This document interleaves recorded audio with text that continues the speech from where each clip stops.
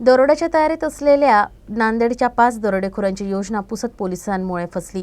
पोलिसांनी त्यांना दरोड्याच्या तयारीत असतानाच अटक केली। दरम्यान पोलिसांनी तिघांच्या मुसक्या आवळल्या असून 2 जण पसार झाले। पोलिसांनी त्यांच्याकडून चोरीचे 14 मोबाईल जप्त केले आहेत। काल रात्री आमचे डीबी पथकाचे प्रमुख PSI लोकरे साहेब आणि सोबत डीबी स्टाफचे लोक पेट्रोलिंग चालू होते।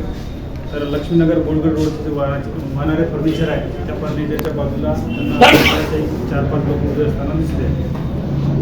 त्यांना संशय गेल्याने त्यांनी त्याला 5 जणांना पकडल्यानंतर त्यांना विचारपूस केली। पण त्यांच्याकडे काही आपलं जे दाखवलेलं आहे सामान, ते बुत्ती, दोरी, रस्सी आणि त्याच्याकडे 14 ते 15 मोबाईल मिळालेले आहे। त्या मोबाईलमुळे तो आम्हाला डाऊट गेला काही लोक कुठले तरी बाहेरचे चोर वगैरे सगळे चोरी करून आले असतील।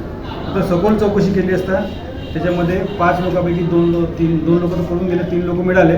तर 3 लोकांपैकी हे जे लोक हे राहणार पूर्ण नांदेड जिल्ह्यातले आहे आणि यांच्यावर ऑलरेडी चोरीचे 3 गुन्हे आहेत।